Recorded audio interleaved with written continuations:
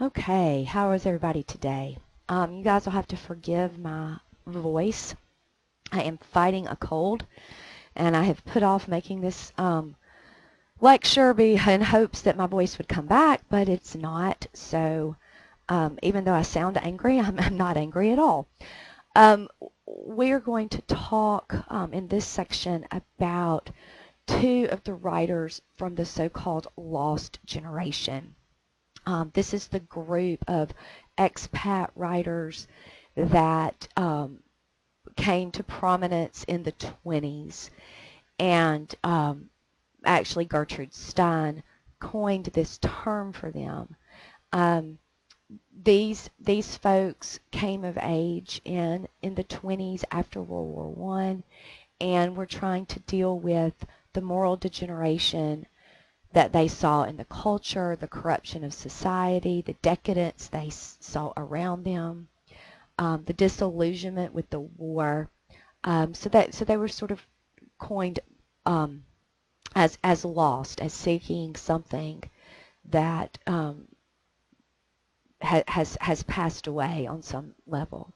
So in some of these, well, in all of these texts by these people that you would read in the decade of the 1920s, you're going to see those themes play out, um, and the characters searching for something that they have lost, or the characters have lost something that sort of epitomize this post-World War I generation. So F. Scott Fitzgerald and Ernest Hemingway are the novel writers of this time, and were super famous in their time and continue to be today.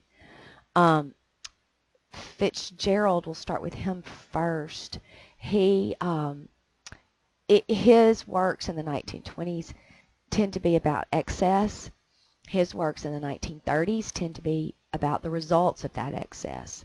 And it really tracks his own life. He and his wife, Zelda, who was from Montgomery, lived a life that was very full of wealth, partying, looking for one high, so to speak, after another, trying to make sense of their worlds. They were rich because of Fitzgerald's literary popularity.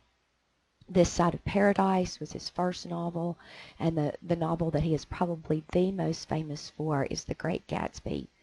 Um, so he was really enjoyed the fruits of his labor in the 20s.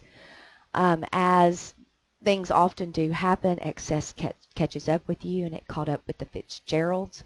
Um, Zelda had a mental breakdown and was institutionalized, and Scott went into debt, partly as a result of trying to care for her, and also partly because of his own alcoholism.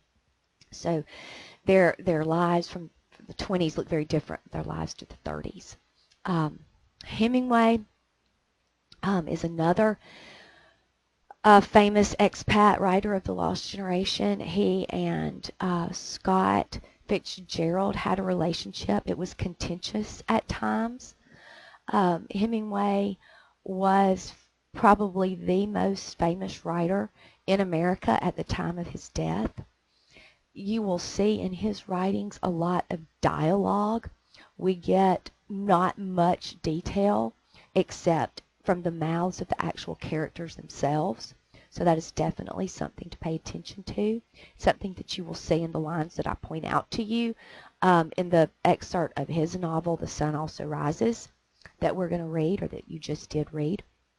And all of that will be dialogue. Hemingway served in World War I in the ambulance corps. He was injured, and he actually received honors for rescuing someone who was more injured than he. So he was, in essence, a war hero. He and Gertrude Stein had a very close relationship. She guided him on his writing, on his style.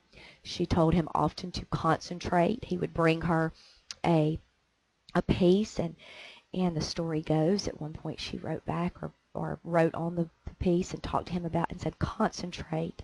So you can take concentrate a couple of different ways. You can take concentrate as focus, Hemingway, or as compress, like a concentrated substance. And so he did compress. So Hemingway doesn't give us a whole lot of thoughts that the characters have, whereas Fitzgerald does. So their styles are very different, and you probably did notice that.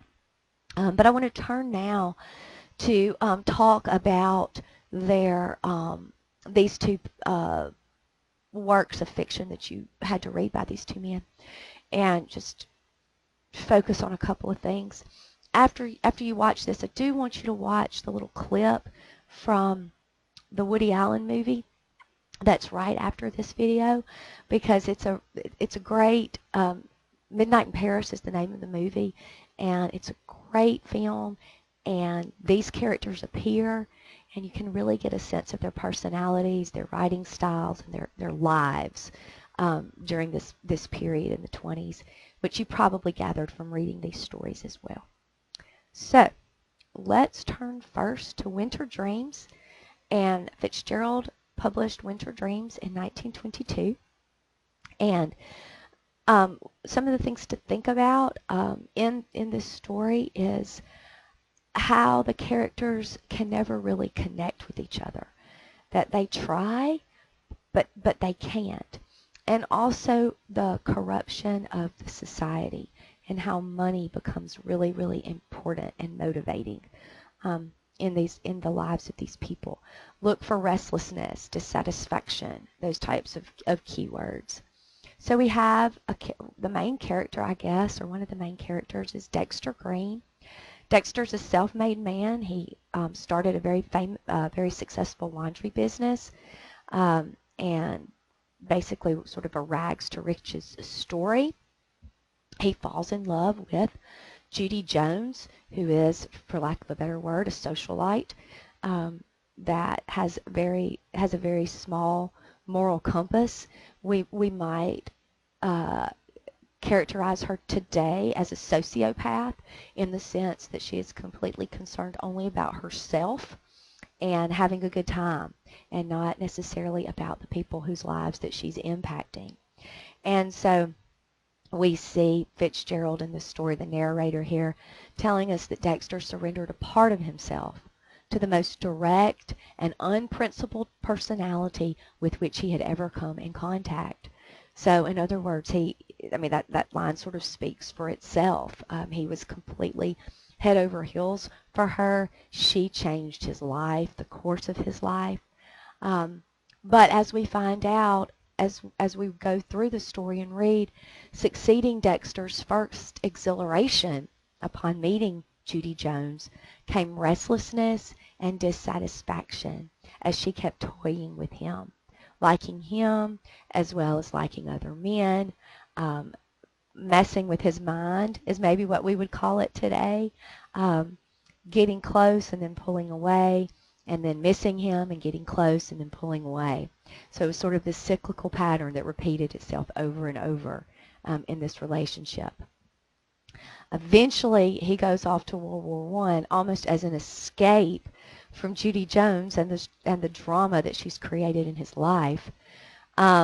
He was one of those young thousands who greeted the war with a certain amount of relief, welcoming the liberation from webs of tangled emotion. But yet what they found in the war was something completely different. It was horror. It was destruction. In their minds, it was meaningless and really solved no problem. So then we have Judy Jones, who says about herself that I have a ghastly reputation, but I'm enormously popular, which was true. She was popular with many men at one time. And as we go through the story, what we see unfold in Judy Jones's life is her ultimately getting tired of everything, tired of the lifestyle that she's living, tired of the cyclical nature of one party to another party, and truly finding no meaning. She even breaks up Dexter and Irene Shearer, who is his fiance at one point, when he just totally gives up on Judy and says, you know, forget this, I'm going to marry someone. Judy comes back into the picture, breaks them up, and then that's when, you know, he takes off to the war, and after things fall apart with Judy again. And then toward the end of the story, we see her asking this question, why can't I be happy? And I think that was sort of the question of this lost generation. I'm awfully tired of everything. I'm tired of trying to fill this void of a life that just doesn't make any sense or has no meaning. And then that search for happiness that they can't seem to find, or they're not finding in their lives. And then you have Irene, and ironically, or not surprisingly perhaps, instead, she gives Dexter this tranquility of spirit and sort of a solidity here, and a sense that she's solid, that she's sturdy, that she is settled, that she is sort of a past that has been lost, and that past has been replaced by a society that Judy Jones embodies, that provides no sense of happiness, that only provides restlessness and dissatisfaction. So you see within these characters this overall sense of alienation, dissatisfaction, disconnection from each other, a world that just has lost sort of all sense of meaning. After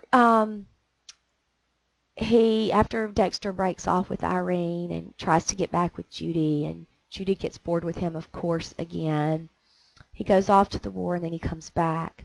Then you have sort of a break in the action, and 7 years later, you have Devlin from Detroit show up in Dexter's office, and he tells Dexter about Judy's life, and that her life may have not turned out exactly as one would think. Whereas she was a beauty, he says that beauty is sort of faded. He basically says that her husband is not very kind to her, that he drinks and runs around, and that she just stays at home with the kids. And he says he treats her like the devil. Oh, they're not going to get divorced or anything. When he's particularly outrageous, she forgives him. In fact, I'm inclined to think she loves him. She was a pretty girl when she first came to Detroit. A pretty girl, and then Dexter gets all up in arms by, I mean, you know, she's beautiful. She was a great beauty. And then Devlin rather laughs and says, I'm not trying to start a row. I think Judy's a nice girl and I like her. I can't understand how a man like Joe Sims could fall madly in love with her, but he did. And then Dexter looked closely at Devlin, thinking wildly that there must be a reason for this, some insensitivity in the man, or some private malice. Lots of women fade just like that. Devlin snapped his fingers. You must have seen it happen. And then we get this comment. A sort of dullness settled down upon Dexter. And then we get these famous ending lines. The dream was gone. For the first time in years, the tears were streaming down his face. He wanted to care and he could not care, for he had gone away and he could never go back anymore. The gates were closed. Even the grief he could have borne was left behind in the country of illusion, of youth, of the richness of life, where his winter dreams had flourished. Long ago, he said, long ago there was something in me, but now that thing is gone. Now that thing is gone, that thing is gone. I cannot cry, I cannot care. That thing will come back no more. And so as he finds out about Judy's life and the reality of it, he's lost that dream. He's disillusioned. the dream of her shininess, so to speak, of the excitement, the exhilaration that she brought, that is proved to be void.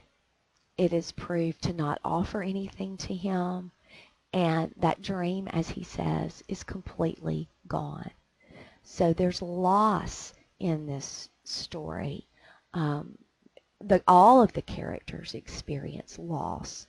And that is part of what these expat lost generation writers were exploring, just how much had been lost, and this loss manifest in their characters. We see it too. We see this sense of loss and of losing in chapter 3 of The Sun Also Rises by Hemingway. This is a wonderful novel, and you just got a real short piece of it. But again, I hope you can go back and look and see what these characters do lose, and what they're struggling with, the losses that they're struggling with. I want to point out in the footnote about Hemingway's epigraphs to the novel. The first epigraph is Gertrude Stein's comment, "You are all a lost generation," seeking something, seeking ways to make sense of the world, sometimes successfully, sometimes not. This leads to this rampant partying scene that you saw embodied in Judy Jones, and that you'll see through the characters in this chapter of The Sun Also Rises, is they just seemingly go from party to party, looking for something that they cannot find. And you get that sense in the verses from Ecclesiastes, where one generation passeth away, and another generation cometh, but the earth abideth forever. The sun also riseth, and the sun goeth down, and hasteneth to his place where he arose. The wind goeth toward the south, and turned about unto the north. It whirleth about continually, and the wind returneth again according to his circuits. All the rivers run into the sea, yet the sea is not full. Unto the place from whence the rivers came, thither they return again. So that just sense of that cycle of life, that things just repeat themselves over and over. The sun also riseth, and the sun goeth down, just over and over again. And that plays into this sense of boredom that you get with the characters in The Sun Also Rises, that Hemingway really focuses on. So we've got three main characters here. We have Jake Barnes, who's the main character, and Georgette, a prostitute he picks up just for fun for the night. And then Brett Ashley, probably the love of Jake's life. But interestingly, he was injured in World War I, and his injury made him impotent. So he can't ever consummate a sexual relationship, which keeps him disconnected from Brett Ashley. They can only get so close to one another.